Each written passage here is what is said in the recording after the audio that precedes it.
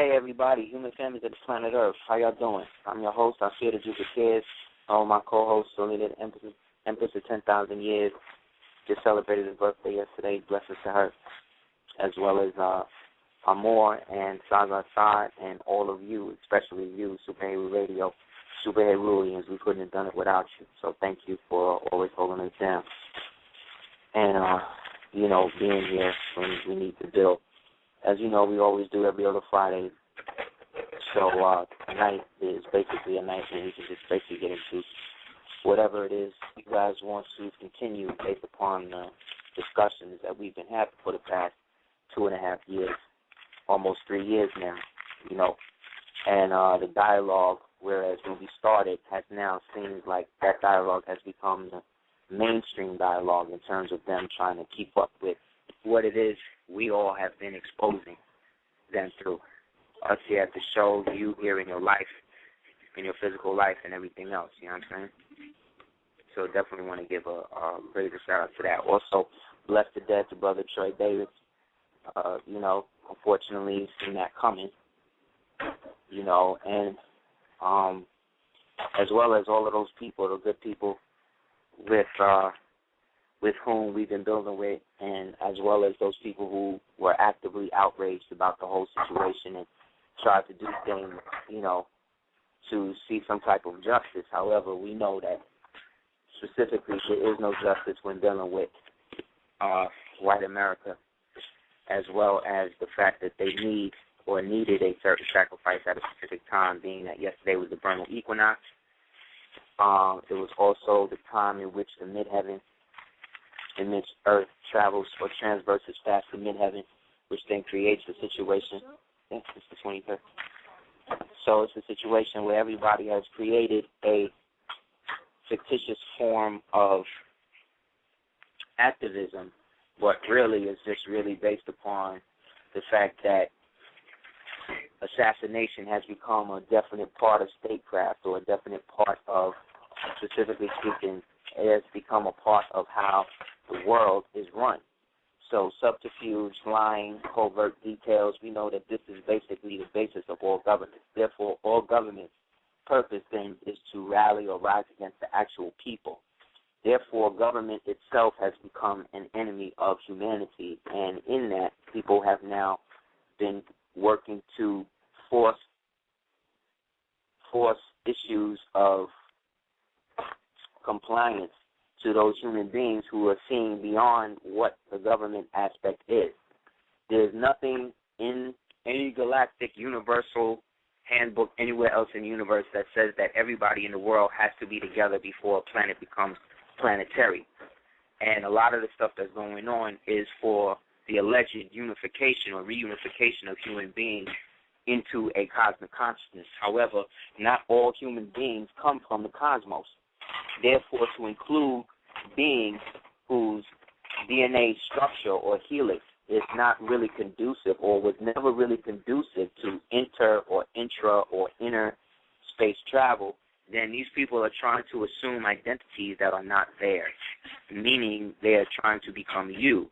So as they are now working to become you, that means that they have alluded to the fact that you are a cosmic being. But when we say cosmic, we are basically 50% physical, 50% non-physical.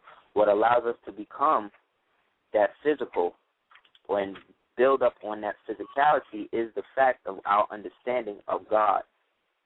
God as the creator, God as the creatrix, God as the aspect of creation that is eternal, and God, meaning generator, operator, destroyer, or Gumar Az-Dubar, meaning wisdom, strength, and beauty. It is the perpetual aspect of us that is in perpetual motion and is unlimited and uninhibited based upon our will and texture, what it is we want to experience. Yet, due to that fact, most people are basically turned off from spirituality due to the fact that they have been infested with religion.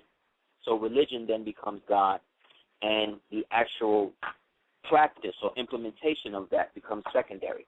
This is the problem, or a byproduct, or what is the degenerative factor of religion as a means of controlling consciousness and controlling spiritual ascension over people. So whenever a society was being created or was about to be recreated, religion was always the impetus to do so. It was always the power that was used to foment a wholesale, let's say, destruction or revision or murder of people who may not have wanted to conform to whatever that new religion was going to be. So in this era now, the new religion, at least in Western society, especially in American society, is basically give up all aspects of your indigenousness to be a part of us and write off anything that you may have wanted to do for yourself, for your people. Get rid of that to become an all-inclusive multiculturalist, which basically means that you don't follow or respect the basic tenets of whatever the person's culture is, more so than you synthesize the best parts of it for yourself. This is how Scientology was created. This is how the Theosophic Society was created. This is how aspects of the pseudo-governmental society was created. This is how they create dummied down population, essentially. So again, we're at the auspicious stage now in history where everything has basically come to fruition. And now the stuff that we was talking about 10 years ago that people was like, oh, that's science fiction, now this is science fact. So what happens is you get a bunch of mad people trying to double up and try to catch up to what you was feeling and building on now. Or worse, they try to act like the shit that you was talking about now is different somehow than what you was talking about then, when they weren't necessarily taking it as serious. But remember, most people do not see beyond the choices that they make for themselves. So once they make a choice or made that choice to believe that what they are doing is the best thing for them, then that means that nothing else really matters. And this is the understanding of how reality is shaped second by second based upon the decisions that we make. So let's be vigilant when it comes to what it is we are synthesizing in terms of information and how that's going to be exacerbated by the people who come after us, or the people who are not really down with it but want to act like they down with it to basically seem like they was always on the team. Well, you all know, because everybody that's probably listening, or most people that's probably listening, are the people in their family that was kicking this type of shit however many years ago, and then everybody in their family was on some, oh, you crazy, you don't know what you're talking about, this, and that. Now, this has become now what we consider esoteric, exoteric, occult, metaphysical, covert cosmic consciousness now is the norm. Now everybody is basically on it like that, which is basically what humans do.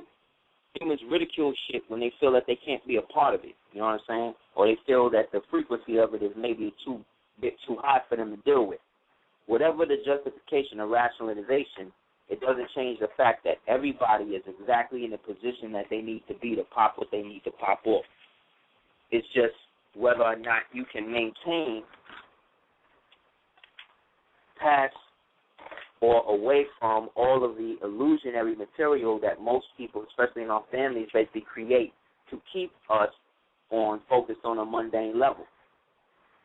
I mean, the fact that they still killing black men wholesale that can come out and people actually, white people, black people, Asian people come out and say this man innocent, they still want to kill the person. They act like they can't stop themselves.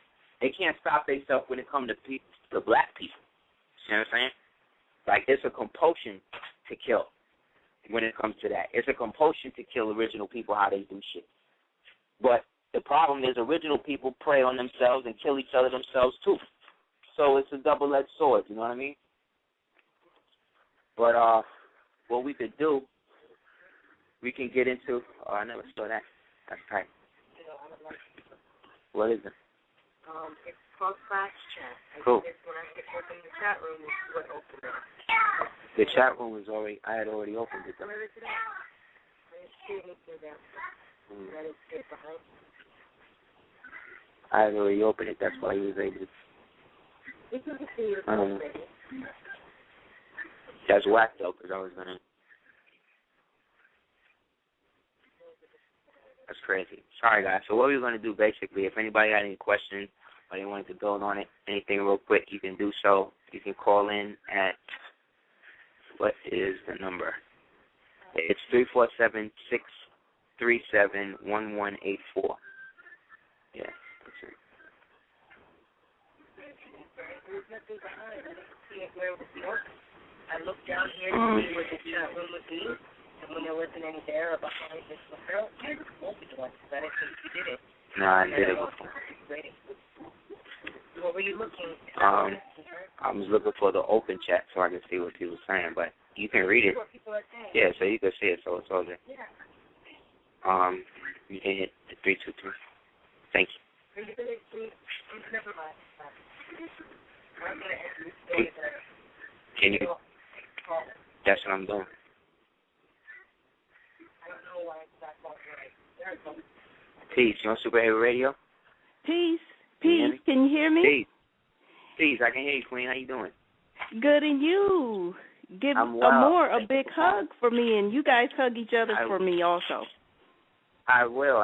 How's you been? Well, we have to talk about that offline. I dig Well, it. anyway, what you were talking about, how, your friends and family think you're crazy when years ago you were talking about things. And, it's like I told you, a lot of times I feel like, is the seer reading my mind? Because it's Probably. we're on the same wavelength. Because I said, he must have read my mind, or he must have heard me and so-and-so talking about that. Well, we all are going through a shared experience, and this shared experience of consciousness is not, there was never anybody that went through it who actively, I think, kind of lifted what you would go through when you got a certain degree of understanding. So we're the first ones in our reality or society, I think, to get to the point where we are actively dealing with this type of drama as we start to wake ourselves up. And our families then have to be, in a sense, somewhat the inhibiting factor that kind of stops that, Just due to the fact that a lot of us in this era, or at least, let's say, right when Pluto went into Libra, we were the generation that would eventually get this consciousness to go against what everything is going on now. So as a lot of us are waking up to that, a lot of people in our families are against it due to the fact that they have agreed to worship the gods of this world first. You know what I mean? And they would rather, have good Equifax credit than spiritual credit. You know what I mean? They would rather have their credit report tight as opposed to getting their spiritual credit report on point. But to do that means that you got to work on yourself. And I think a lot of us, when especially in this society, can fool you and make you think that you're successful because you make money. So once you make that money, you don't have to basically be responsible for certain things that other people who don't have money in. And that's the problem with money, which is why the Creator, as well as the powers that be, as well as their own incompetence, has created a point where they're about to go bankrupt again. They're about to go through another reorganization where they got to come up with a new decision by a certain time, or the whole government going to shut down. Like, if you have a government that's shutting down every 4.5 weeks, that's not a government. You know what I mean? Like, that's not something that's working. But again, people, would rather that than have something that they would have to totally come up with, something totally new that's not based on anything that they have. And I think that's where we come in.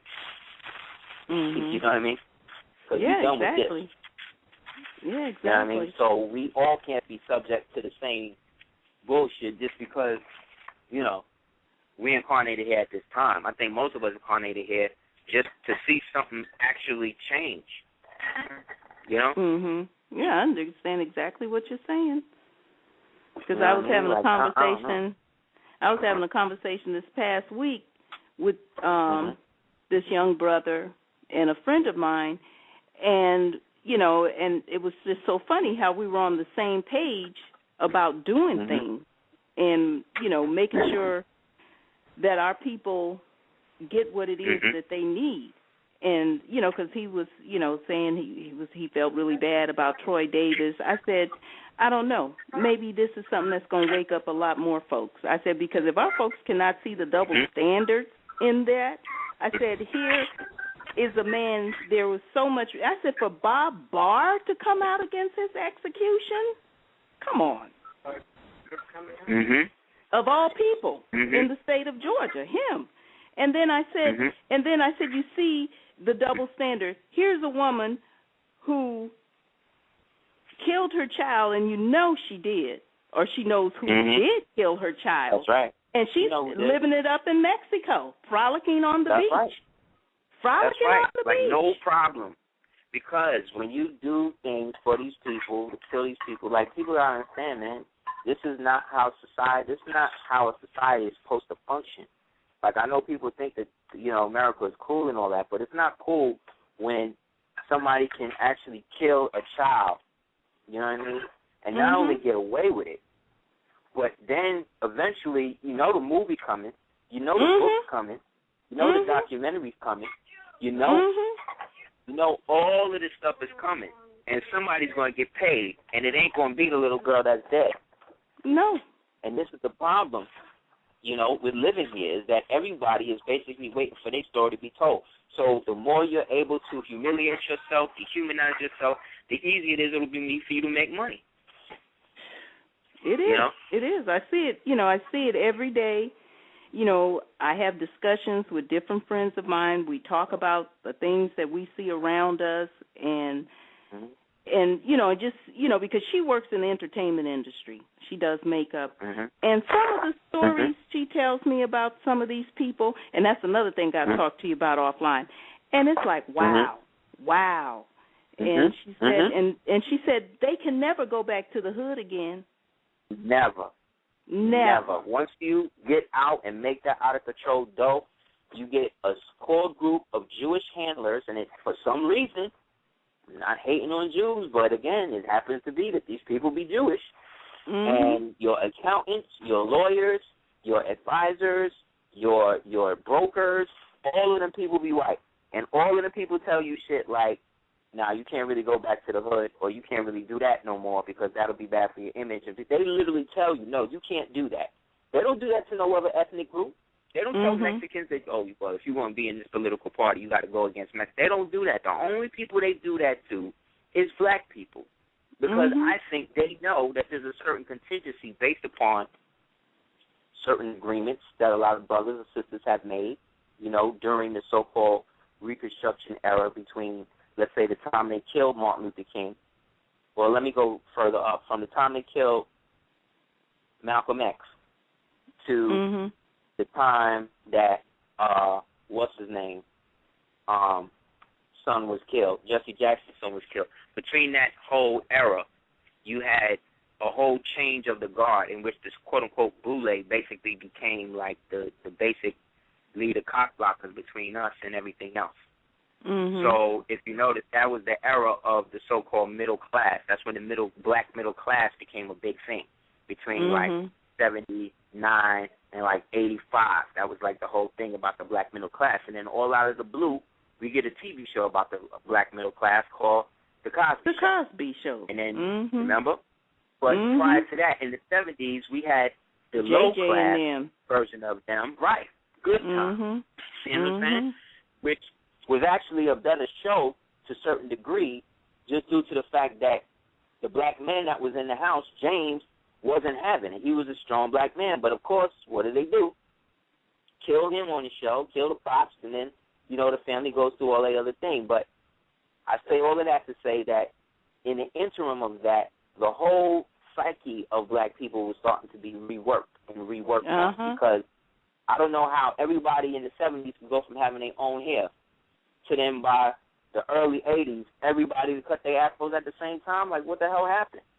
What the hell happened? Then caricaturized it all. That was the other part of it. The fact that the whole entire 70s, in terms of black consciousness, when we were supposed to be coming up, they lampooned all of that shit with all the black exploitation stuff. And then the hip-hop industry basically came out and just reignited that shit and then started playing up the same old stereotypes, which then locked us into this fictitious time loop of minstrelsism and everything else that it seems like niggas can't get out of now. Yeah, because it's like, when, like when you had like, Chuck D and Public Enemy, and then you had Arrested Development, and then you had, Kumo D, all these people. Yeah. And then all of a sudden, who we get? NWA.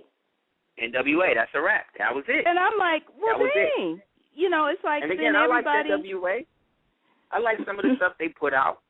But at the same time, I remember the switch. I remember when that happened, man. We was all on some pro-national black whatever, and we moving in that direction. Remember everybody was wearing the X caps? Remember? Because, the Malcolm X movie. X hats. We was wearing the tie X hats. We was wearing the cross colors and the black medallions, the Africans, all that stuff. All that stuff, man. That's when Queen Latifah used to wear feathers and shit. Remember? Yeah. No more. Yep. And then it's like all of a sudden everybody changed over, and it's like, what happened? What happened to y'all? It's okay. It's like it keeps it real. It just lets everybody know.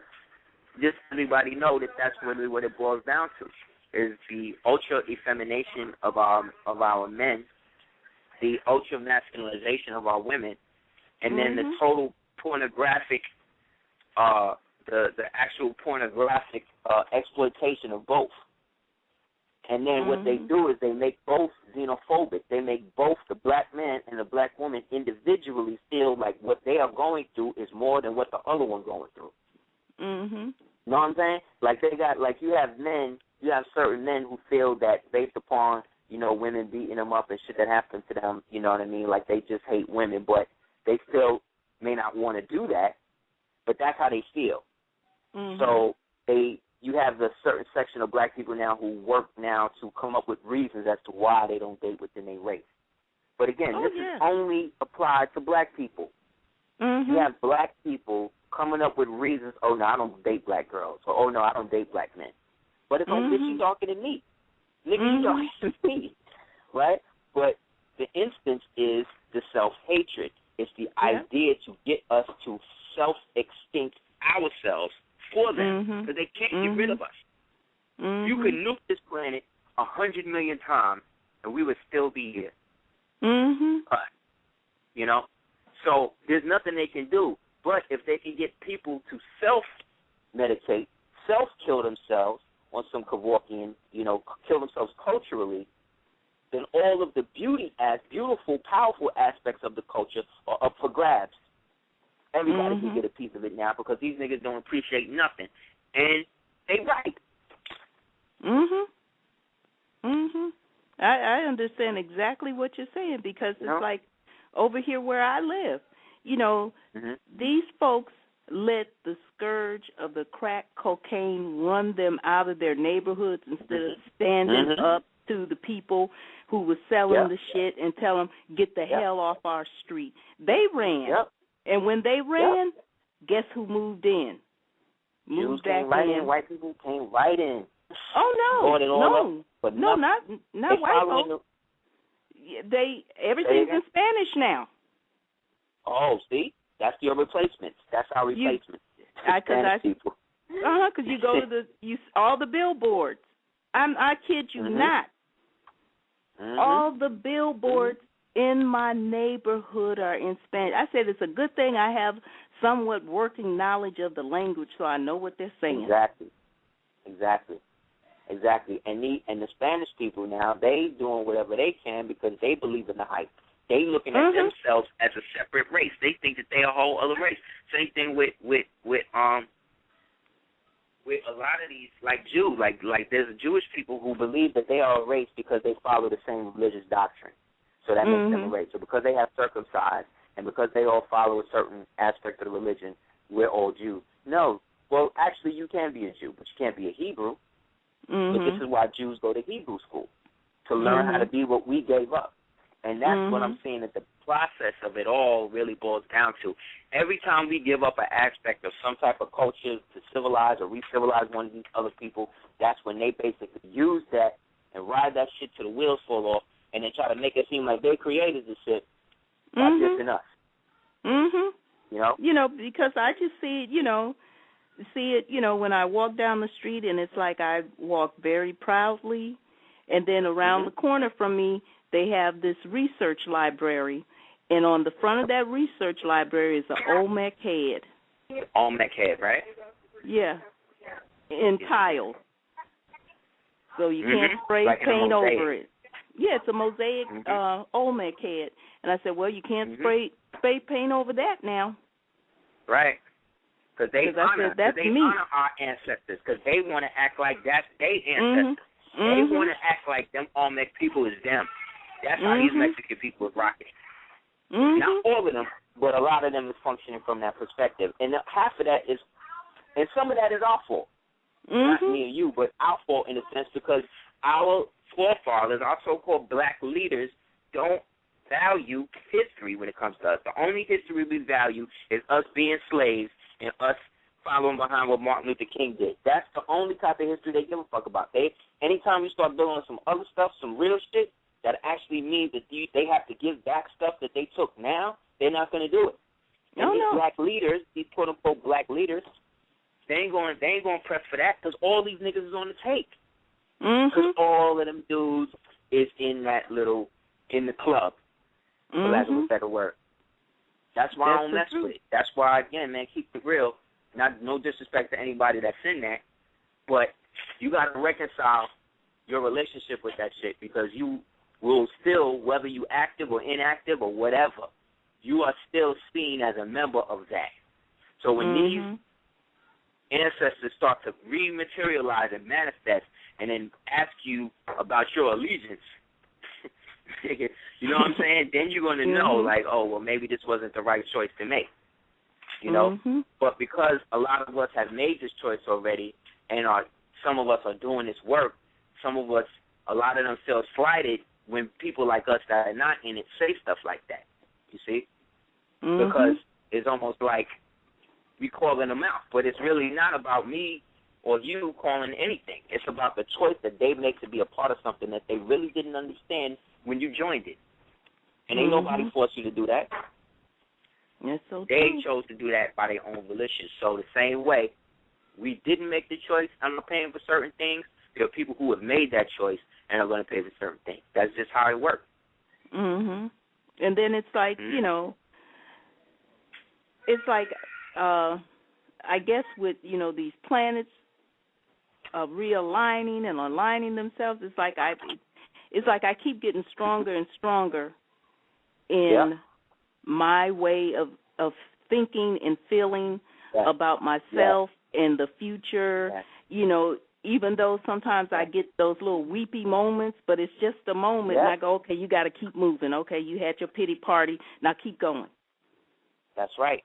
We got to push past it, and this is why, again, us having forums where we can be super Herus for each other in situations like that is even that much, makes it that much harder for them to perpetuate the lie to the masses, because within everybody there's a Heru factor, a Heru gene that is online, that is peeping shit.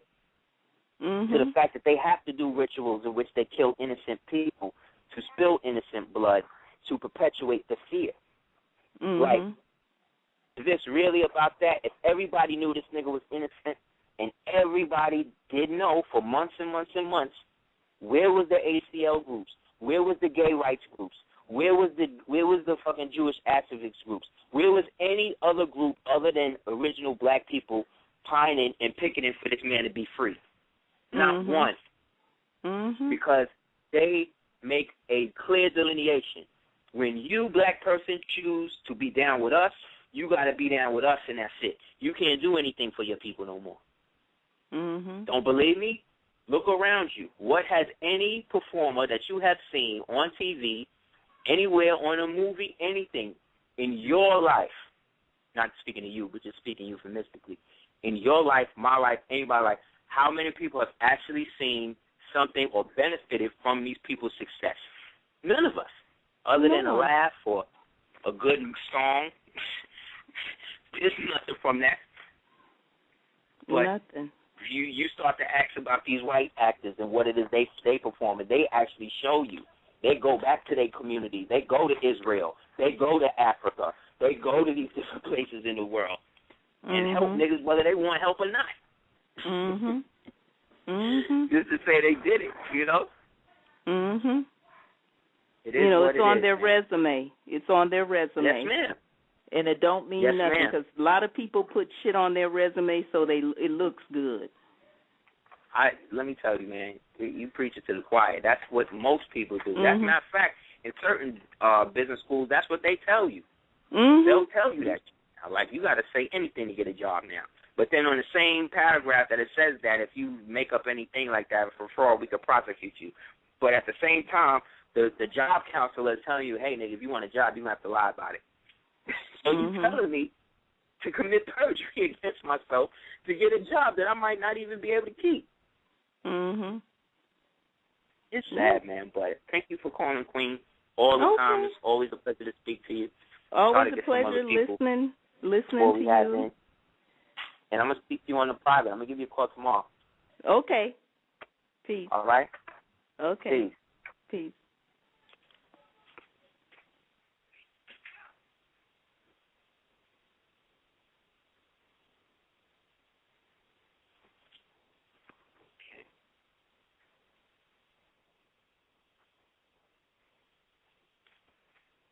912, you on Super Heru Radio? Hotep, how you doing, brother? Peace. Hotep, King, how you doing? I'm doing fine, brother. I wanted to know if you can give me some information. I watched a video on YouTube, and it was a guy. He was talking about. I know you spoke on Helen, the dwarf star, and say the last part again. It's supposed to be in an alignment with. Talking about the comet? Yeah, the comet. Right. Okay, I'm looking. It's supposed to be in alignment with the Earth. With the sun on the 26th, and it's supposed to be massive earthquakes. Could you elaborate on that? Yeah, we're actually going in on a preparation class class building on that to separate the truth from the fiction with that. But there are aspects of that are true but not correct. There will be an alignment. There will be astronomical effects, but the actual aspect of it that's passing through is actually really not as monumentous as everybody is trying to depict it to be. What may make it that is the enemy using and utilizing certain technologies to make it worse, if you will. You know what I'm saying? So essentially what's happening is that you have this energy coming from the constellation or coming through or out of the constellation of Leo towards the Earth. It is going to make a path between the Earth, the Sun. I should say the tail end of it is going to make a path, and the closest it's going to be is going to be on the 26th. When that happens, it's going to create it's going to create almost a vacuum effect between the sun, the earth, the moon. It's going to be almost like an alignment, but it's going to be more of an inner cosmic alignment. So as much as it's going to be an astronomical event that is going to be outside that you can see, the real event is the physical stuff that you will be feeling when this thing goes down.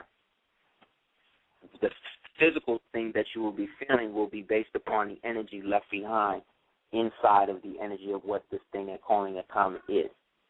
In actuality, in my opinion, and what we're going to be building on in the class about it, is the origin of when this thing started. And it actually started during the time of a civilization called the Anasazi civilization. The Anasazis basically were the ones who were the civilization that gave birth to the people today we call the Navajo, the Utes, the Paiute, and a couple of other ones. And they, Anasazi, after we as the Anasazi moved on, the other so-called Native American groups that came after that created mythos and stories about us within that. And one of those stories was a story referred to as the Kachina. And the Kachina thing became a religion. But basically what the Kachina is a prophecy about the wayward souls that were disincorporated coming back now to give us the message that we need to uplift fallen humanity, if you will. So because this is a positive thing that's supposed to be happening, the government is going to depict it as a negative thing. Whereas if it was a negative thing coming through, then the government would make it seem like it was positive. You see what I'm saying? So whatever they say it is, you always got to know it's the opposite of what it's going to be. So because they say it's going to be overall destruction and all this cataclysmic crazy shit, you know it probably is going to be the opposite of that. Okay. Because if you notice, when they have real disaster shit, they really play those things down. You notice that? Like whenever there's a real disaster that just kind of pops up on them, like they don't give you no preparation for that. Whereas the real big shit that they prep you for, when it finally does happen, like with the New York hurricane shit, when it finally happens, it's not even really all of that. You see what I'm saying? But they always do this to keep everybody off balance. So essentially, you know, what the guy was talking about on the comic guy was talking about, out of everybody that I've seen, there's only one guy. There's not everybody's basically putting out a fear thing.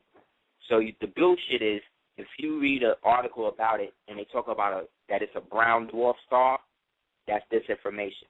If they tell you, read another article and they say that it's basically a field of comets coming through to you, that's more disinformation. If they make it seem like it's a straight alien ship, like a physical metal alien ship, that's more disinformation. Mm-hmm. The real shit will be them, whoever talks about it from a spiritual perspective. Those are the people that you got to look to, because those are the ones who probably have an understanding of it. Because we've been talking about this shit since we started the show. I heard you. 3.5. Go ahead, I'm sorry. I heard you talking on one on blog and said it was like a blue dwarf star. I think you said a blue. Yeah, it's like a blue. It'll be a blue when they hit it, because I think what they're going to do, they're going to let it get close and they're going to try to hit it with a beam, the same beam that they hit in Norway to make that time loop. And I think when they do that, they're going to try to energetically excite whatever message is in that, so that way they can try to figure it out too. Because they don't really know. They scared to death. They're about to go through a DEFCON training ritual with this guy. You're going to hear him. You're going to hear him in the news talking about how he's going to go to Denver, probably around that week of the 26th or the 27th, and that means that he's going to the spot. You know what I mean? They taking him to the bunker just in case. Mm-hmm. You know what I'm saying? But specifically back in the days when it first appeared, it was referred to as G1.9. Then it had a bunch of other different designations, and then around December 10th, when it reappeared again, that's when they refer to it as Elenin. Mm-hmm. But they don't really don't know what it is. They are just basically scrambling and trying to put out as much disinformation about what it could be as possible. You see what I'm saying? Whereas those of us that's been building on it and been working out exactly the trajectory and all that stuff, there are things that we all can do to start to, like I said, prepare and hopefully download some of that information that's coming out of it. It's like a big time capsule, if you will. You know what I'm saying? Right. Well, brother, I want to ask you one more thing. I heard you speaking of a class. Could you give me some information on how I can join? Because I'm in Atlanta, Georgia, and where this Troy Davis thing just happened, and I'm kind of on the island, so I'm trying to connect with some brothers like yourself, man, where I can, you know what I'm saying, build. Oh, let's do it, man. Well, what you can do is email me your email, your email address, and then I can send you the flyer and everything. You're going to probably get it up and running hopefully by next week. Okay, give me so your email. Do is you would email me at house, HOUSEOFEL houseofl@hotmail.com. So that's houseofl@hotmail.com. Okay, appreciate that, brother. Thank you, brother. Just put in the email, hey, I'm the brother who spoke to you on the phone about blah, blah, blah. And then I'll send it right out to you. Okay. All right. Hotel. All right, my brother. Thank you, man, and be safe. Thank you, brother. Peace. Hotel.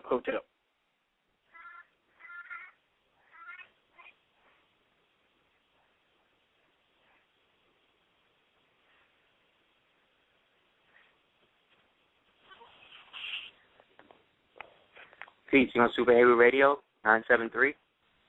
Yo. Hey, hello? What's up? What's going on, brothers? This Illa from Jersey, man. Hey, Illa, what's going on, bro? Hey, man.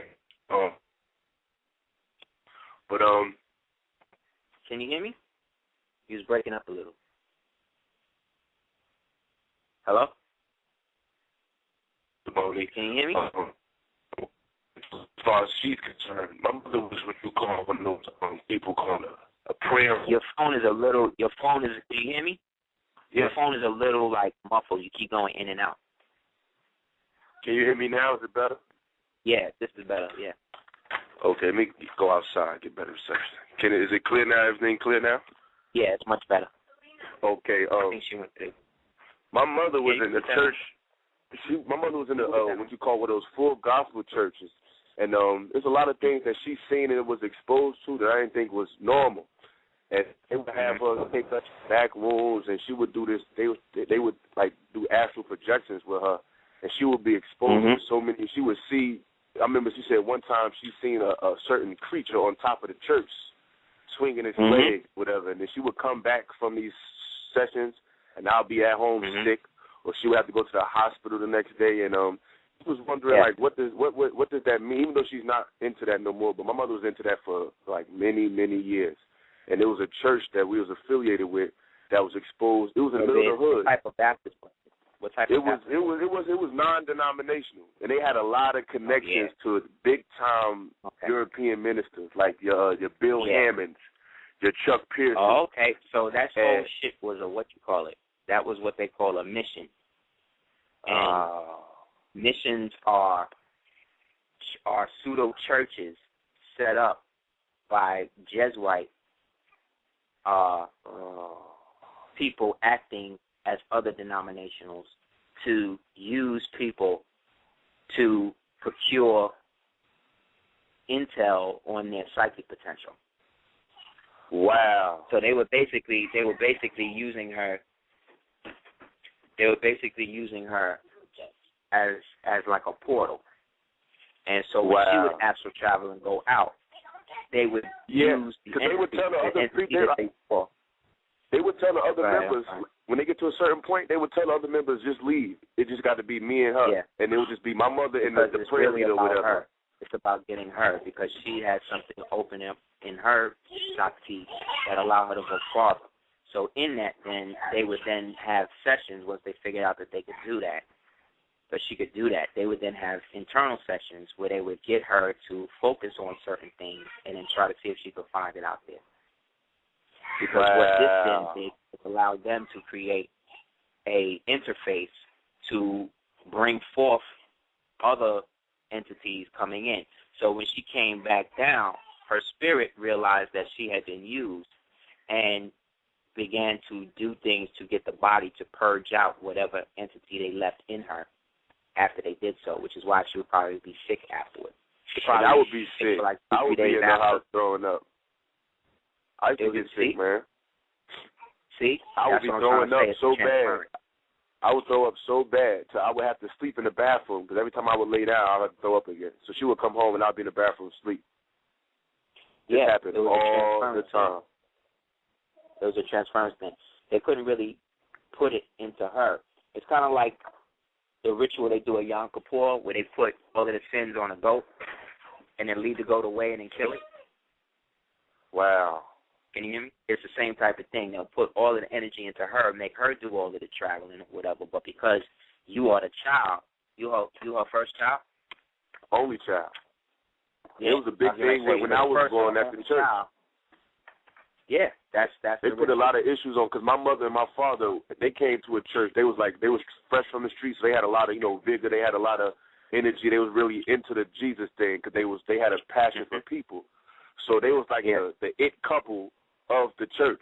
And my mother, she couldn't have children. They were the Asar. They were the Asar and the Aset of the spot. Exactly. You was the Heru, so of course you would get the brunt of the bullshit based upon that. Well, they always called me the miracle child because she couldn't have no kids. Yeah. And they told her that she was in church. You know how sometimes these religions can activate an actual energy in you, even though they come from a false pretense. She was saying how they were saying how you is somebody in here that's gonna have a baby tonight. Somebody's gonna have a child. The devil said you can't have children, but you're gonna have it. And my mother said I just took that for me because because my mother was on drugs for so long that her womb was corrupted. They said you can't have children. So she went home, and a week later, what that sound like to me is was any one of your parents in the military? Your grandfather, anything, anybody like that? My mother's father was friends with Red Fox. He was a Mason. He died while I was born. There you go. It's bedtime, Mama. There you go. That's your connection right there, son. No, you don't. Hold on a second. It's bedtime. It's bedtime. You see it tomorrow. Go to your auntie. I'm sorry, bro. Go to your auntie, Mom. No, what you're saying is exactly true, son. And because they've created a situation in which they wanted to use them and their energy as the gateway, the twin pillars, if you will, to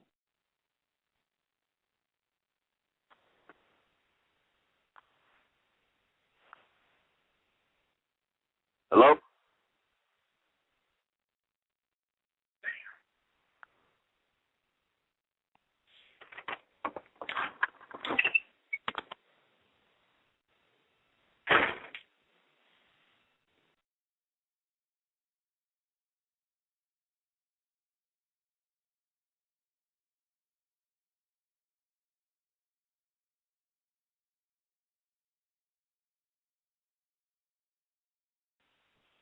Hey, man, can you hear me? Can you hear me? I guess we got disconnected. It's all good. You're right though, Illa. They were basically using them in a fictitious ritual. So hopefully I'm still on. You can hear me. One thing you can do, at least for yourself, being that you were the one affected by that, is to definitely sage yourself out.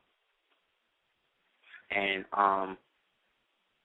definitely sage yourself out a lot. And the more you can find out about the grandfather, the more you can find out as to maybe what their plan was, or what they may have wanted you to do. So definitely do the nods to that.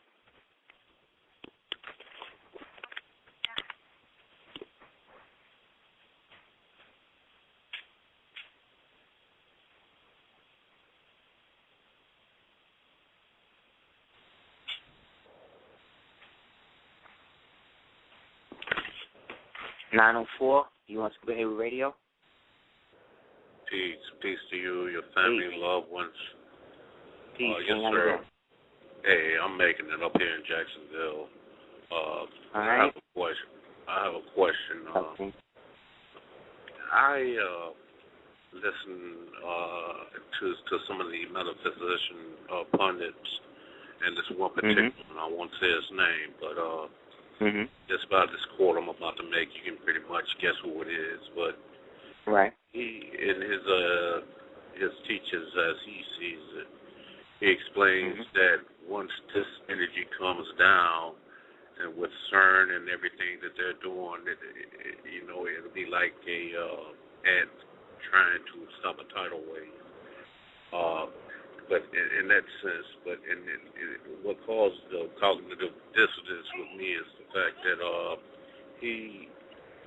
now that he sells a lot of products and stuff, I guess he's getting his money on, and it's pervasive, I mean, you see it everywhere. Money changes people and stuff, And now you have to have your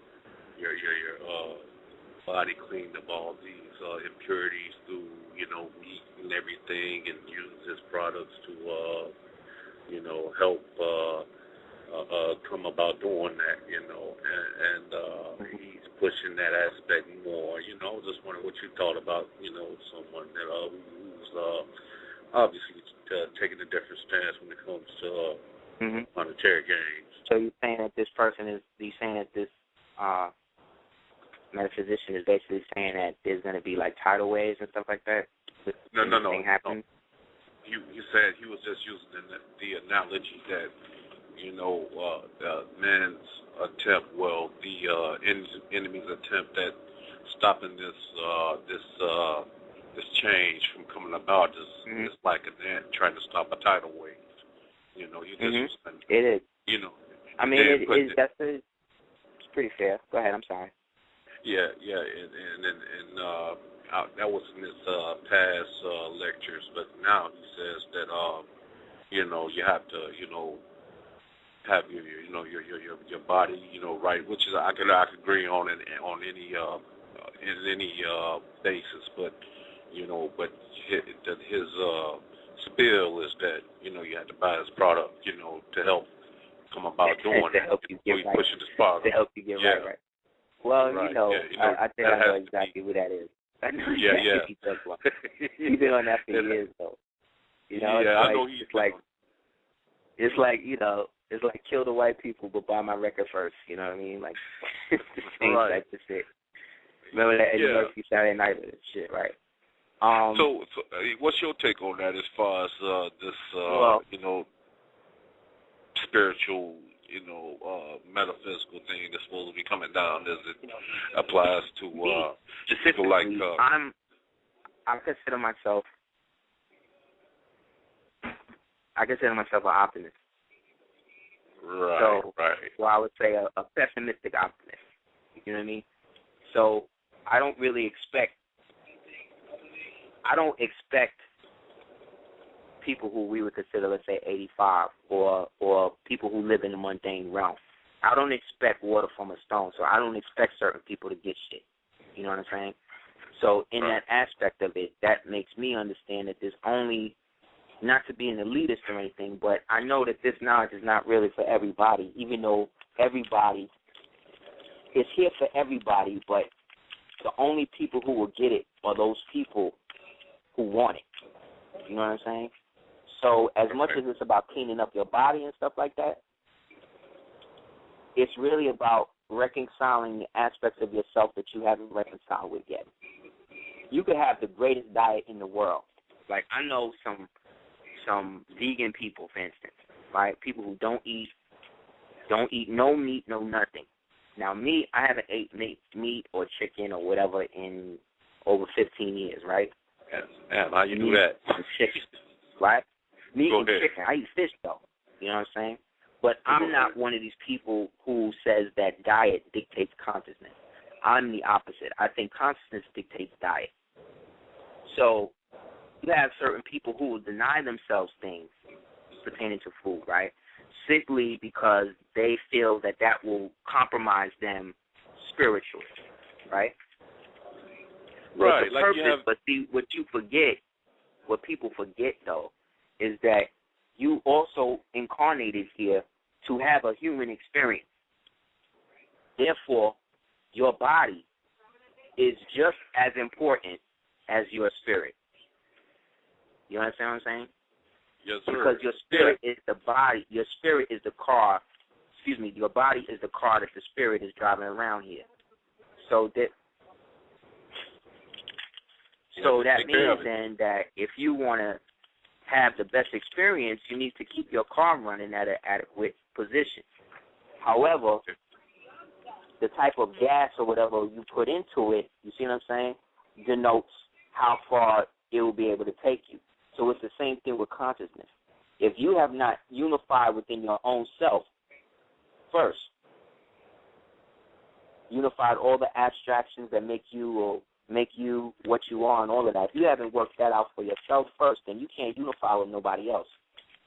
If you can't be honest about how you feel about certain things, if you are around people right now and you're around them, you don't really like them, they don't really like you, but y'all are basically keeping this thing going on, you are at a detriment.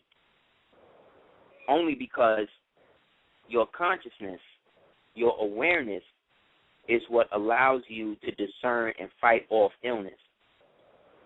You know what I'm saying? Yes, so, sir. like, before you get sick, let's say you get a cold, usually before you get a cold, you kind of find out that you might be getting a cold. You know what I mean? Like, you start to feel it before you actually start coughing and sneezing and all that. So that's the body telling you something's coming. Do something preemptively to keep this thing functioning, or you're going to get sick. So the diet and all of that is great, right?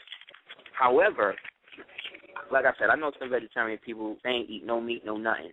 These are some of the most unhappy, like, socially, like, angry people that I've ever met in my life. Confused, all that.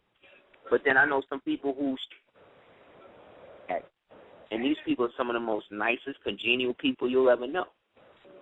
So what that showed me was that there's something that happens once we get the consciousness that some of us, if not all of us, go through a phase where we become judgmental. And we feel like because we got this knowledge shit and what we doing, whatever, this is what it is, and nobody can really tell us nothing, especially nobody that's still eating meat and this and that, which can be true to a degree, or let's say it could be right, but that's not correct. Because regardless of who or what, we're one brain cell away from being 85 again. You know what I'm saying? Like, God forbid you get hit in the head with a hard concussion, wake up, forget your memory, somebody tell you, hey, you used to eat pork. You eating pork again. You dig what I mean? So yes, sir. Whether or not you are internally eating certain things, like there's been mad reports about the tofu being washed in acid, the soy being filled up with estrogen, turning niggas gay. Conscious people are still eating soy. They still eating tofu. You know what I'm saying? And they know better. But they feel like, well, it's better me eat this fakeness than eat something that was alive. But I don't know what planet you live on, but Mother Earth kill niggas every day, all day. Name one species in this planet that Mother Earth ain't got rid of at one point or the other. That means then that what we perceive as not eating meat or eating meat or whatever really is a moral judgment. But that moral judgment has nothing to do with morality more than it has to do with the fact that most of the meat that they give you in America is tainted. Absolutely. You know what I'm saying? So if I didn't grow up in America, and I grew up in Honduras, and, I raised on a farm, and I watched this calf be raised to a cow, and then my father kills it, and we bring it for dinner, I can eat that cow because I know where that cow came from. You know what I'm saying? Like, I know. I've raised this motherfucker, and that's the natural aspect of what people refer to as natural equity or natural law. There is give and take in physical reality. So your spirit is just as important as your body. Because if it wasn't, then you'd be out of here. Yes, sir. And to add on what you're saying, I remember back in the day, the Indians, people from the country of India, had McDonald's had put that beef in the cooking oil, cooking fries. Yeah, and they had to go back to the Ganges River to wash away whatever impurities spiritually they felt they had. But the thing is, people. They straight disrespected them people. They knew that shit was made of cows. Right, and I understand the significance of the Ganges River, but today, man, that's a cesspool, That's a cesspool, but them Indians, but they love it. But they believe, they mythos to the point that they will bathe in that dirty-ass water and even bottle it and sell it. There's these new age stores where you can buy Ganges water that they don't bottle. They went there, people done pissed in that, cracked in that, did all types of shit, and they selling that water like it'll heal you. But guess what? If they believe that that's what it do for them, that's what it do for them. Because it's not about the water. It's about them. It's about their perception of what the water is doing for them. And the indoctrination that they were given to perpetually make them, fans of cows like this. cow could do anything in India. Anything. Yeah, but anything. Yeah, traffic on only stop for cow. That's yes, it. sir. I'm gonna let you go, man, because I know you got other callers. But on the obverse of that, you still have people dying of disease or whatever, from, bathing in that mess. Like that's where that consciousness come in. And common sense ain't common, Niggas is still you dying. just gotta let go. Niggas is dying from what you call it over there, son. They still got smallpox. You dig? But this is allegedly the biggest. Go ahead. They don't even have, they're just starting to get portable toilets out there. I mean, the toilets are not a common thing out there. You could just walk down the street. You could just walk down the street in India and just crap if you want. Like you can walk down the street, feel yourself having to defecate, and right there, right in the street, just do it right there and keep moving. Like, it's ill. Like people are real ill. And another thing, Indians are like the Mexicans of the Middle East and shit. Right. So the same way they'll treat Mexicans here in America, they treat Indians like that in the Middle East. Just like Filipinos are treated like the blacks in Saudi Arabia and other Arab countries. Because they'll literally own people. Like the people that they got right now in Dubai, in India, building them statues and all of that, right. Those are pre-Hindu Kushite people. We're talking about small black people with woolly hair, big noses, big lips, straight up throwback niggas that you don't even see. Like when you see pictures of India, you don't even see these people. These are jet black little Dravidian Twa people that they got building these giant, elaborate skyscrapers. You know what I'm saying? Right. And that's what I'm saying. Like each one of the ethnic groups in the world, yes, got their own people that they exploit. And all of that is from Western society. So caste has always existed. But caste based on race did not exist. That didn't exist until recently. You know what I mean? So all of these people. Yeah, but Pete, God, I got one more thing of reference for you, man. I'm sure you're probably up on them, but I've been looking into Noam Chomsky. Noam Chomsky. Yeah, he's the truth, man. He's able to one of the more truthful ones. I'm surprised he's still alive, to tell you the truth. Yeah. Hey, but I appreciate your time, man. You take care of yourself. Keep doing what you do. Brother. I appreciate you. And thank you for the call and support, King. All right. Peace. Peace.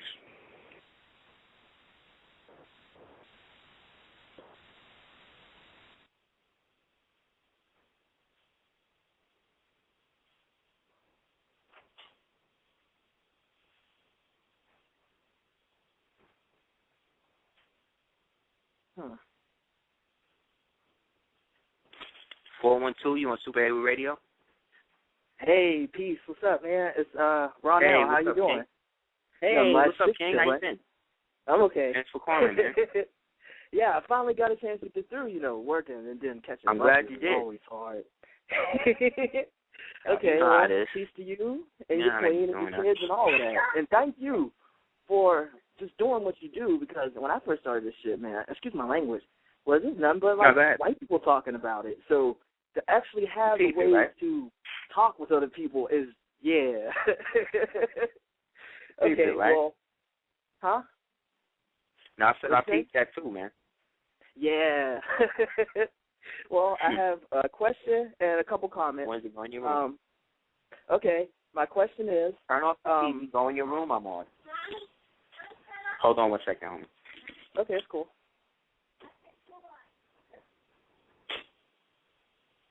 What's that? Close the door, right? Close the door.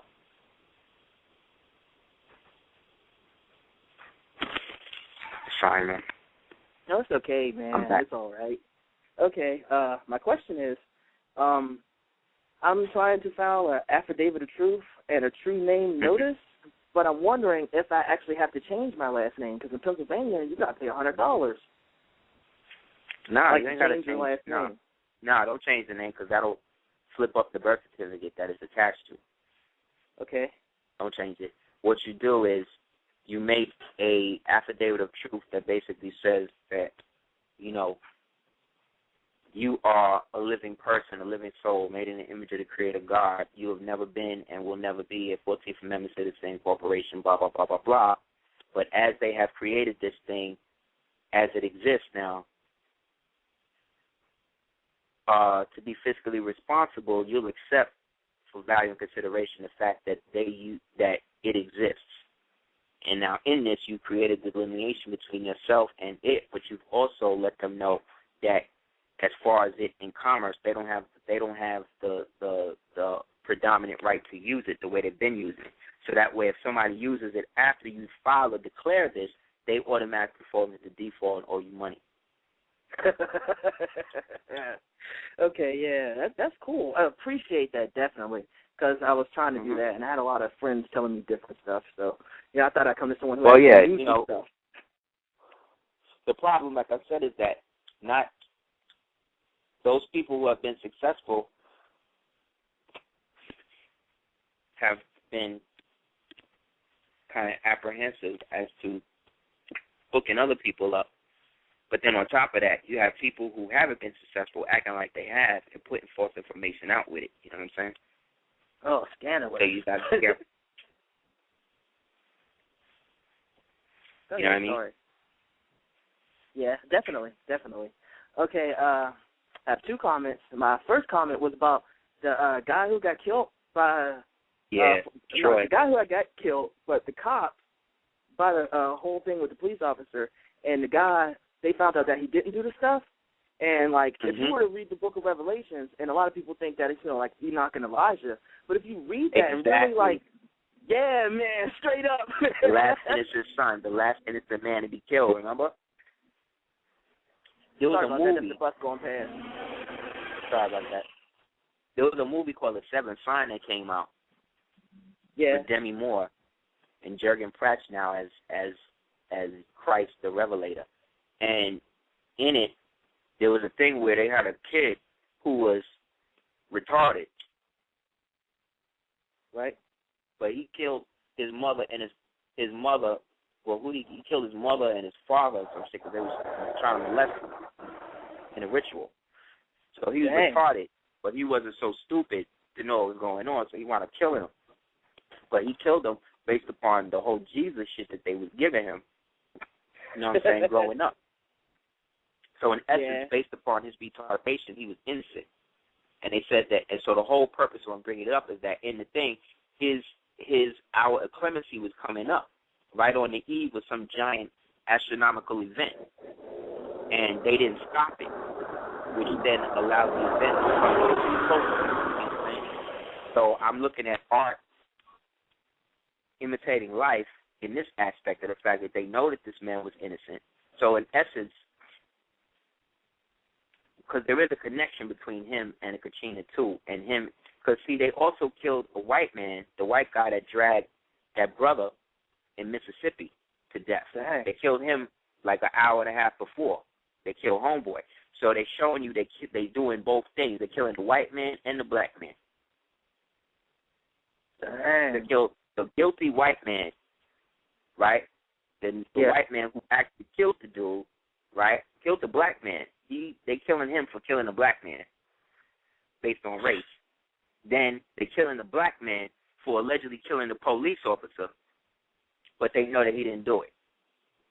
So in that, they're playing the ritual of the Lord. It's a ritual called the Lord of Misrule, right?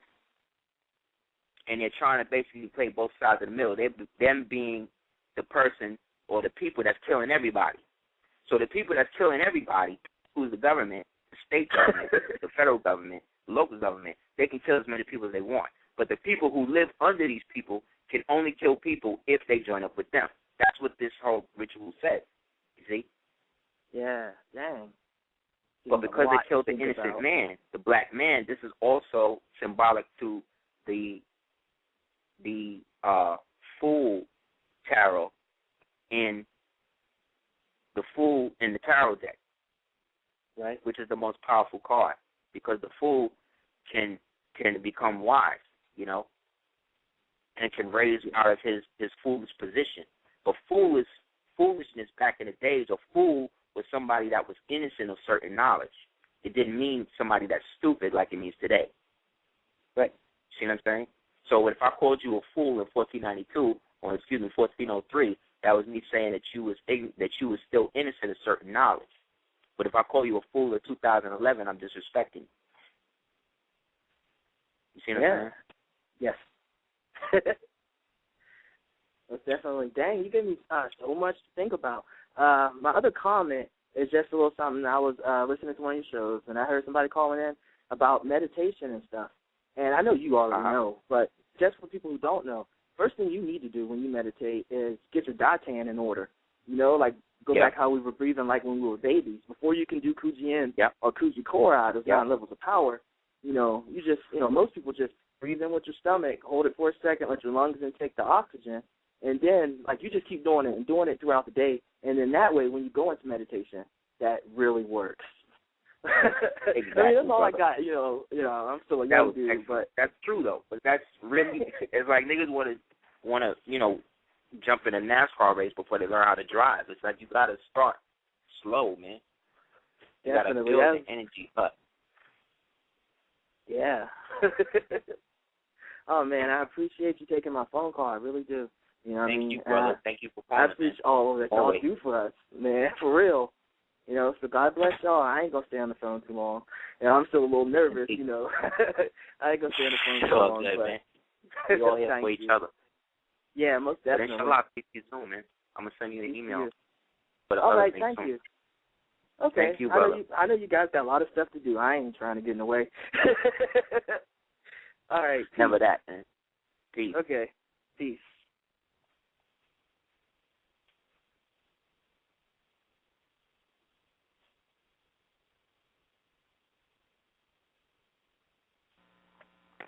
What did he say? 856, you want Super Heru Radio? 856? You in the queue? Sunday when I get off of work. Ain't no hesitate. Yes, ma'am. I don't even know how to go.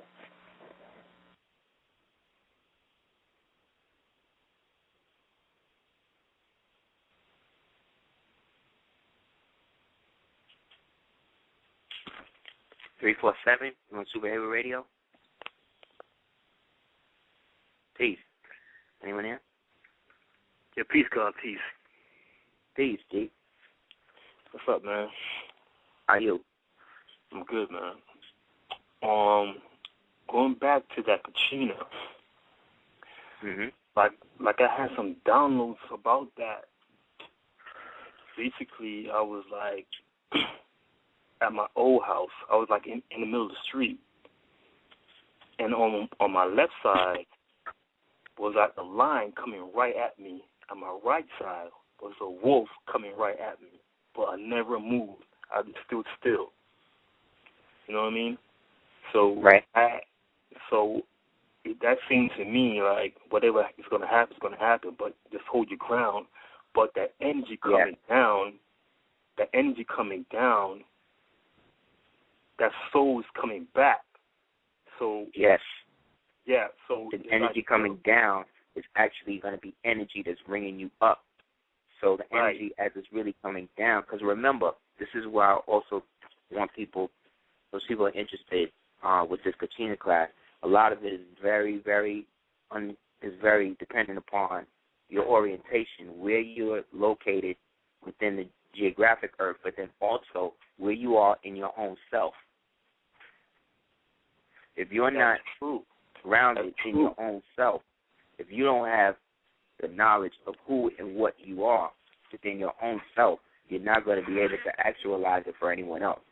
You're not going to be able to see the signal as clear as possible.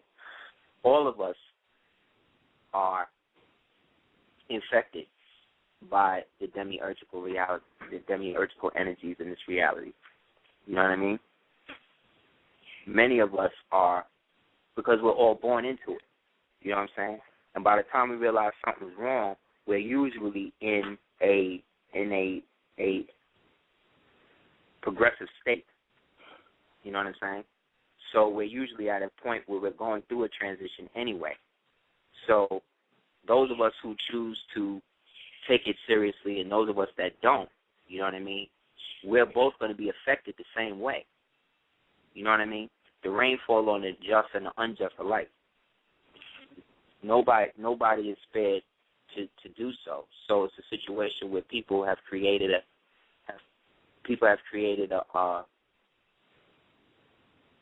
fear factor with the event, when this is what we all been building on. This is what John Henrik Clarke and Iverson, this is why we've been building on all of this history for all of these years. This is why these people came. You know what I'm saying?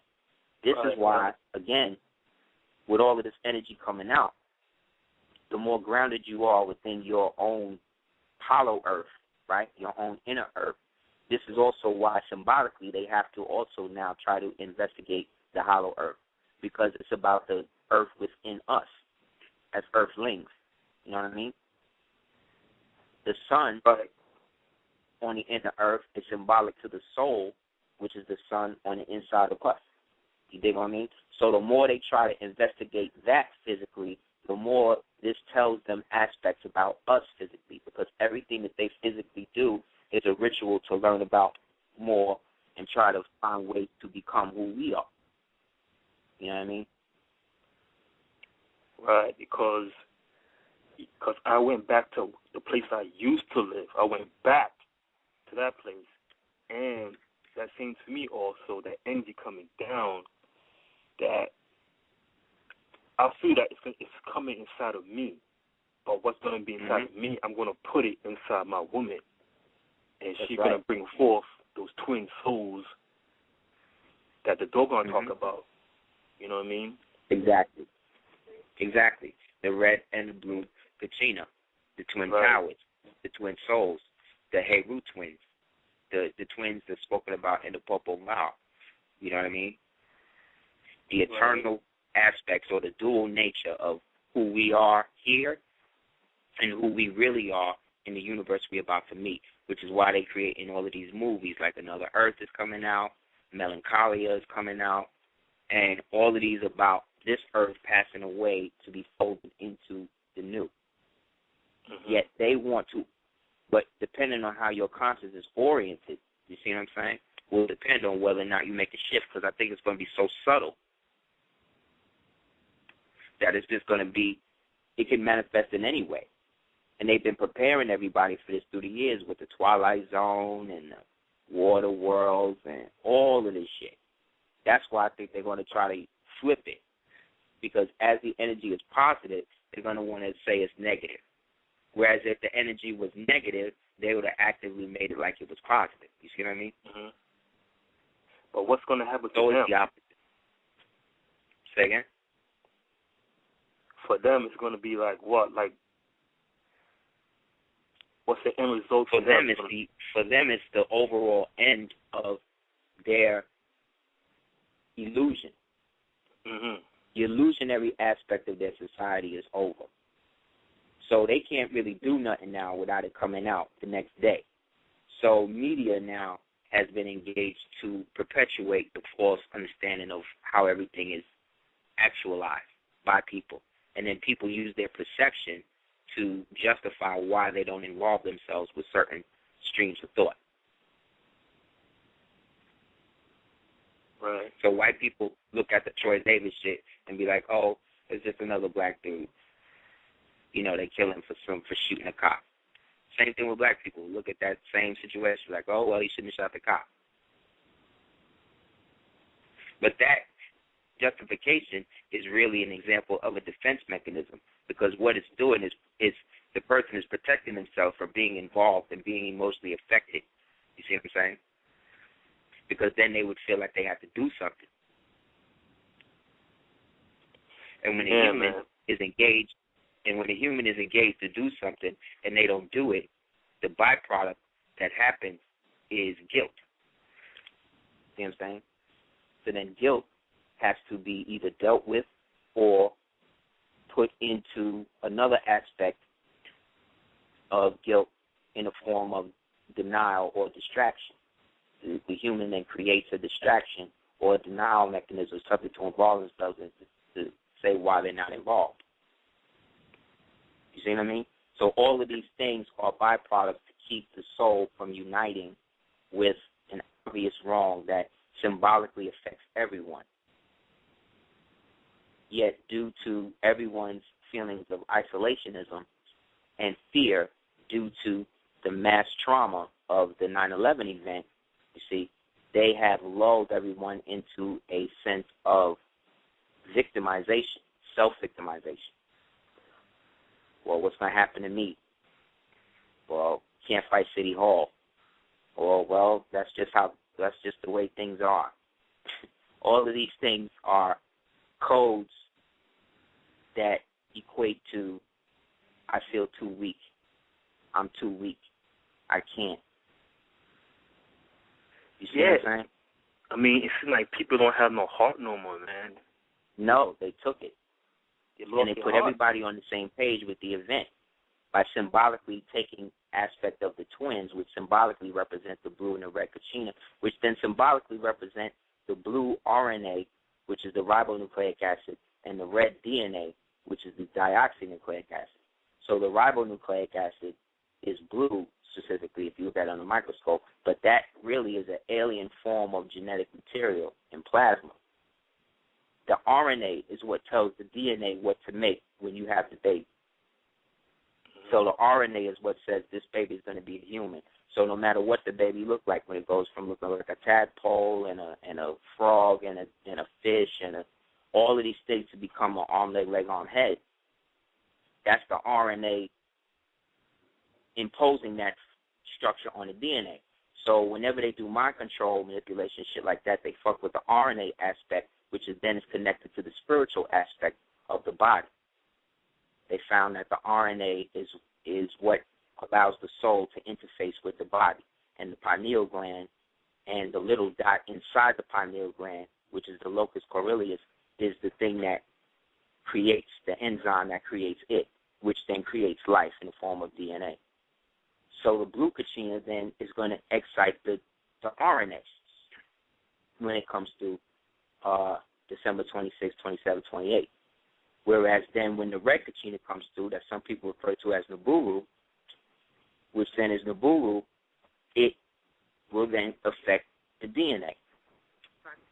You see what I'm saying? Mm-hmm. Which then really is a positive activation for all of us. Yet what they're going to do is try to make it seem like it's some whole other shit. They're going to try to make it seem like it's some type of alien invasion or worldwide disaster or whatever. So they're prepping everybody now by saying that they're going to have to shut down the government again.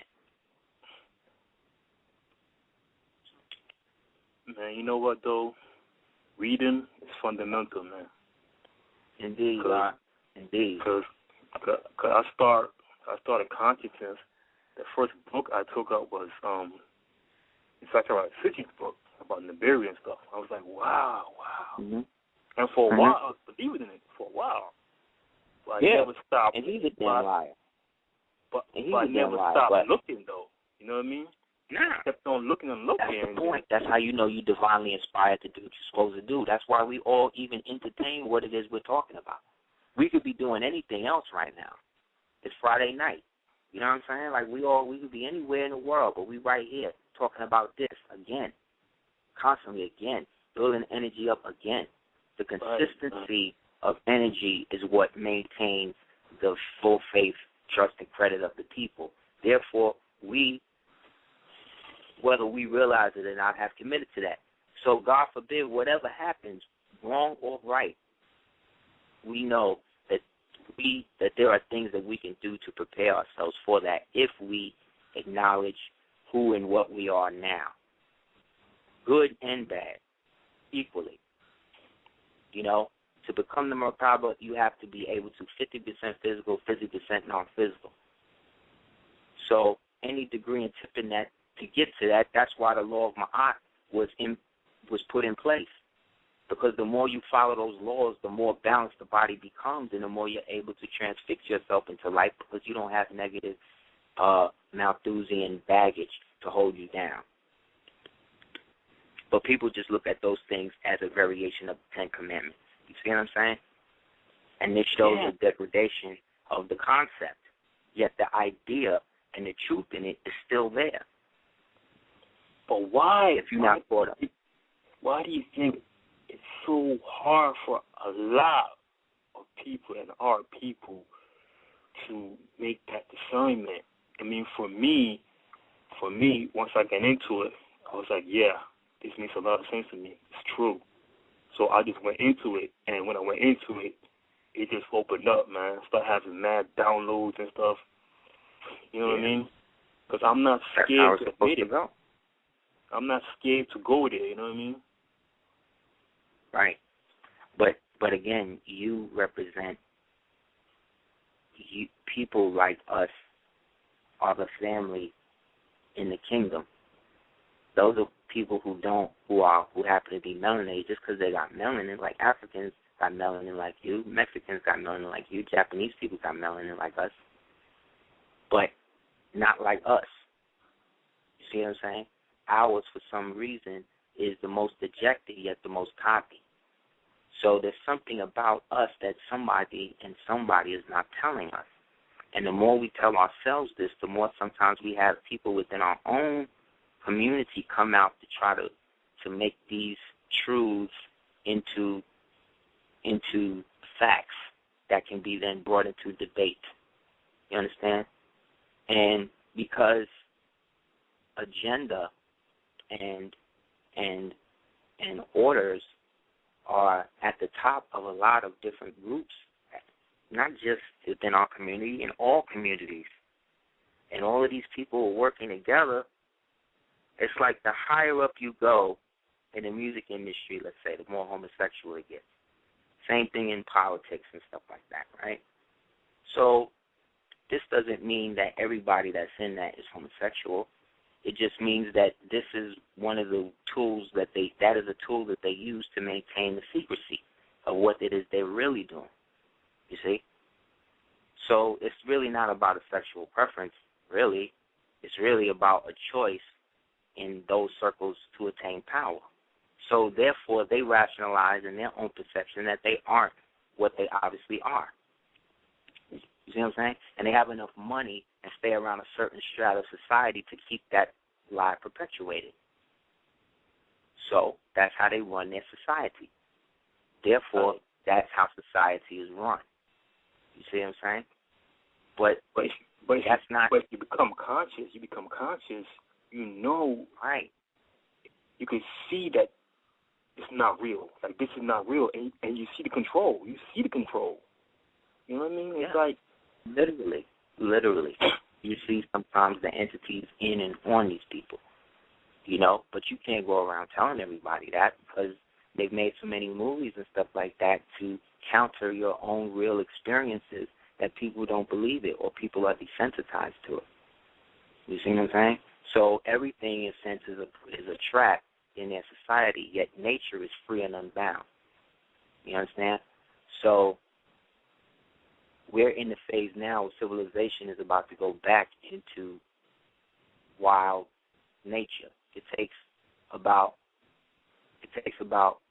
150 to 275 years to get something that would eventually become, let's say, a forest or a rainforest, which is a jungle, right? A jungle. A jungle basically is a baby forest, because then it takes another 250, let's say 300 years for that jungle to become what we know as, let's say, a forest, right? And then it'll take another 300 to 400 years for that forest to eventually be broken down into or domesticated into a civilization. And it'll take another 550 to 600 years for that civilization to then fall and then go back to nature. So we're at the stage now where the civilization is about to go back to the nature thing, you see, by force if necessary. So the only option is to go inside the planet or into an alternate reality or into space, the moon specifically. So because they know that they found this black woman astronaut, this black man astronaut on the moon, they're now coming out with movies to prep everybody for that. There will be a movie coming out called Iron Sky about the Nazis that got away from Antarctica and set up base shop on the moon, and then are coming back now to invade the planet. All in 2012, this is coming out. there's 12 invasion movies coming out in 2012, which is funny. And they got this new movie, Apollo 18, with the aliens on the moon, and then making the deals with them and shit. So all of this stuff is just window dressing and more distractions for them to take away the truth that we are about to inherit again. Right. So all we really got to do is do what?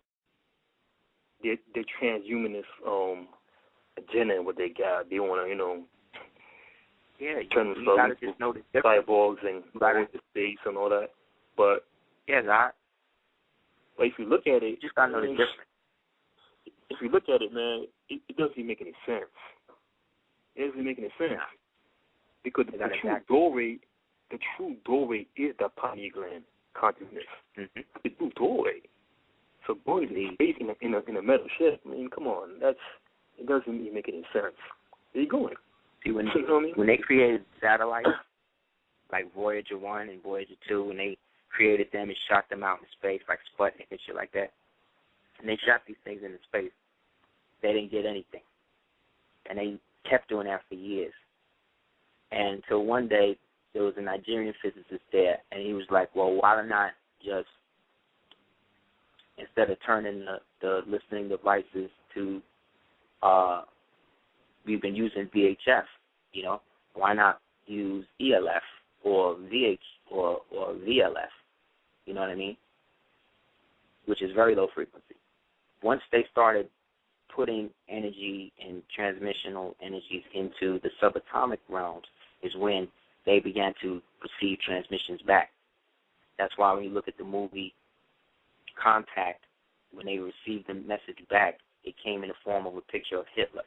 That was an allusion or a homage to the whole Hitler society that founded NASA, that came out of Nazi Germany, that helped kill Kennedy, and eventually helped set up the global crisis that we're dealing with now.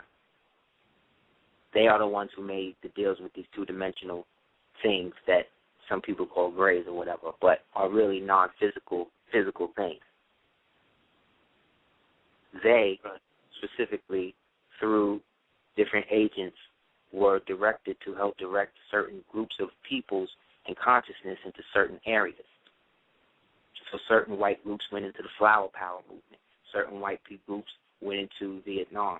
Certain white groups went into elitism in society, and all congregated together at places like Studio 54, the Playboy Mansion, you see what I'm saying? Shit like that, and would agree to disagree and do whatever they was going to do there. And then in the public eye, appeared to be against each other. When we were against each other, we were usually pit against each other by false rumor created by these same people. But for some reason, us knowing that, we still fell victim, you see what I'm saying, and wound up taking ourselves out. And they then used that as a pattern of foreign policy throughout the world, to go into areas where ethnic people are and then pit them against each other socially, ideologically, and religiously, and then manipulate both sides in the outcome, which is what they're doing in Libya and everything else. That whole shit was patterned. That whole shit was patterned off the J. Edgar Hoover program that was initiated when he got into office, and to the time that they destroyed the last of the Panthers and the Hanifa people during the 70s and 72. So from 1950 to 1972, this program of COINTELPRO with the black man was then copied and became the basis model for foreign policy for the rest of the world from then to now. You see what I'm saying? So everything that they do to everybody else, they got to test on us first, because we're the ones with the prior pineal function to actualize it and allow it to seep into mainstream consciousness. Just think about this. 10 years ago, half the people that's out here talking about this now was not even out here. You never heard of any of these people 5 years ago. You dig what I'm saying? You dig what I'm saying? 3 years ago. You never heard of any of these people. Now it's a bloom, a boom. That's because a lot of people starting to get awake. And then at the same time, some people are not awake but have the drive and the ability to know shit and use that as a means for their agenda or someone else's. That's why whatever it is, you got to know what you're doing. You know what I mean? Exactly, man. I mean, like if you read our history, West African history, their whole foreign policy is based off of trading Timbuktu, Old Ghana, Songhai. Their whole foreign policy is based off of that. That was us doing the trading and everything. Stuff. The Moors. This is why the Moors are so important. This is why they want the Moors to be everything except original black men. Or they want the Moors to only be regulated to the place that we know them to be, which is Grenada. You see? But in that, that's still ethnic favoritism that is being practiced amongst original people. Us today, scholars today. You know what I mean? When at the time that these people existed and were called that, they were calling themselves that and other shit. But they weren't caught up in what they was calling themselves. They only became caught up in that when it was an issue about them doing that, the same way it is now. So that means really the time factor has really just folded in on itself. But it's still under the same Inquisition, still under the same Reconquista. It's still in the same thing. They still acting like Montezuma and Mansa Musa are two different people. They're still acting like Narma and Menes, you know, the guy who founded, allegedly the one guy who united all of Canada and shit, like in the movies. Like, come on, man. Since when you know a revolution to be just with one person? Yeah, no, they make one person in the face of the revolution after they do them in. You see what I'm saying? It's ritual. It's always ritual with these people. And it's always going on with them. And they lie so well. They deny everything so well that if you don't know, you could be like, well, maybe they're not down with it.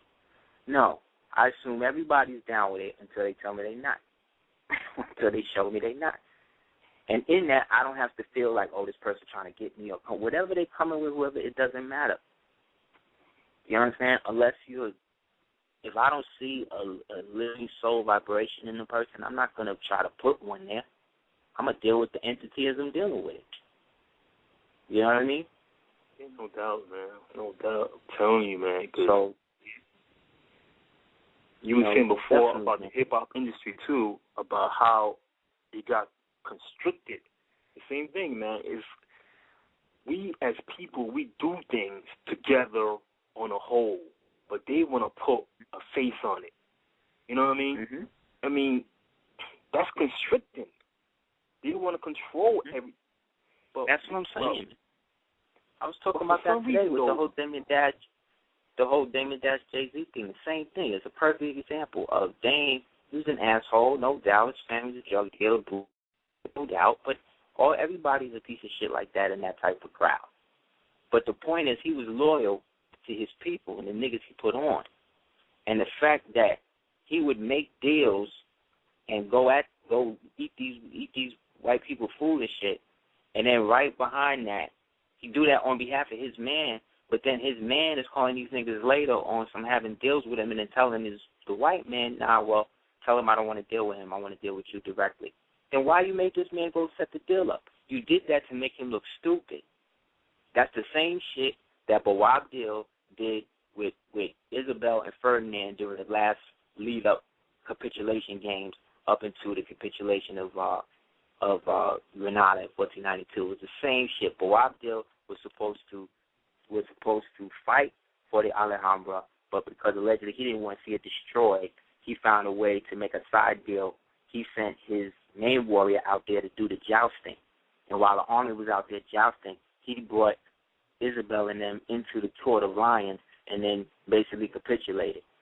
That's when his mother, after she found out, came out, saw what was going on. His mother said, as they had to leave, she started crying. She looked at the thing and she said, weep like a woman for what you could not protect as a man. This same mentality is what's on in our families, on our TVs, in our radios, you know, everywhere. So, but let me ask you, more important. Why do you think we can't? Why do you think we can't see outside of ourselves? Why do you think that we can't see him for what he is? Because we're three-dimensional. And as three-dimensional informations, we are physical representations of two-dimensional information. So what this means is that everything that's not physically tangible is more real than everything that is. Everything that is was made out of something that came out of someone's mind. Therefore, nothing, here is real. You see what I'm saying? Yet everything together creates reality.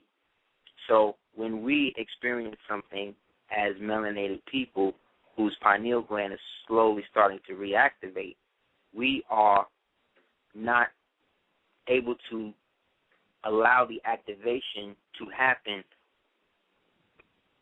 unfettered, meaning the elevation that we're getting with what we know, the more we alter what we've been taught. You see, it's not like we're just getting this knowledge firsthand and not having all of the baggage bullshit to deal with it. So even though we've accepted all aspects of ourselves, we're still in the process of Aseer in the form of reunifying all 14 pieces of ourselves that was cut up. A lot of us think that when we get consciousness, be conscious, and then the more we know, the more we can do. The more you know this stuff to be able to go within yourself to find again those 14 pieces that represent you as Aseer. That's why they cut them up into 14. 14 also is symbolic to carbon 14, which is the process of death and regeneration, by which the body turns to ash and then dust and then goes back into the atmosphere and comes back down as rain and then goes in the form of the water in the dirt and then becomes plants. Therefore, everything is a part of everything. Yet, everything that's a part of everything is connected to nothing. You see what I'm saying? So when we look at what's happening with this so-called, when we look at what's happening with the so-called devil, we're looking at it from the perspective of all of the shit that we know it to be. You see what I'm saying? Yet, we are not dealing with it as what it is. You see what I'm saying? Because we're always dealing with it as to what it's done. The more we deal with it as to what it's done and not deal with it as to what it is right now, you see what I'm saying, the more we're missing the point. What it is right now is that the white man is anybody or anything that's working to maintain the system as we know it. You see what I'm saying? So that's phenotypically Caucasian people, but that is not solely them because they've been even re-educated through the hip-hop shit. You see what I'm saying? In some ways, they're more black than the black people. You see what I'm saying? Yeah, man. It seems like, you know what? But going back to the assault, when he was in the Dwat, and he was, I guess, depressed that he was dead, and he was talking to a tomb, and the tomb told him, I gave you everything that you need. Exactly. You have everything that you need. So we gotta, like you say, we gotta look within ourselves and piece it together. We don't realize that we've already won. We've already won. We've already reached 2012 season and surpassed it. We're already in 2013 and beyond all of that. We've already done it. For the fact that we've awakened our consciousness at a time where most people are preferring to be dead and are preferring to not acknowledge that a creator exists. So in the process of that, we then become the physical avatar of that here to maintain that. So we are our ancestors and everything that is here and is ready to accept the change. So the more open we leave ourselves for that and the more closed off we leave ourselves for the shit that we don't need, the easier it will be for us to pick up whatever message is going to be redounded from this thing. And the more clear and concise is going to be for us to know what to do with the rest of our existence, whatever that's going to be. So regardless of how we survive it, it's more about living through it to be that. So, again, anybody interested in hollering at me about the Kachina preparation, holler at me. It's real. It's not just a thing. This is something, again, we've been building on since we started the show, when it was designated Comet G19. So holler at us at houseofl@hotmail.com. Also check us out at www.aseertheduketeers.com and www.sagastar.com. Thank you, brother, for calling in and building with us towards the end. All right, man. Peace, God. I appreciate it. Peace to you. Please email me so I get your information. I can send you emails as well. It's houseofl@hotmail.com. No doubt. All right, my brother. Peace. That's essentially what is happening, guys. We're at the point where the system has, in a sense, caved in on itself, so they don't really have any means of addressing how to break down the event. So in that, the event itself, as it has happened in our pre-future, which is going to be our post-history. Therefore, there is a mathematical formula that you can begin to meditate with and on that you can begin to help build on that. And it's real, based upon you being an artistic being and you learning how to re-engage and re-manifest that with you that is coming more close to your dream. One last exercise you can do is when you're in the dream and you realize that you're dreaming, when you start to run and when you see a wall, what you want to do is hold your hand out and either push the wall down or run through the wall. Once you do that, the next wall you get to, instead of running straight through it, try to run up it. These are little exercises that you can do in the dream realm that will allow you to become more aware of how to use your dream. And these are some of the techniques that we can get, that we're going to talk about in the class, that you can do to start to prepare your spiritual self for the coming transitions. So with that, again, we say peace. Holler at me again at houseofl@hotmail.com. We'll send you the flyer for the preparation class. And in that, peace to all of those doing the work. Peace to all of those who've been doing the work. Peace to all of us known for doing the work. And peace to those of us who know that we are all works in progress. All right?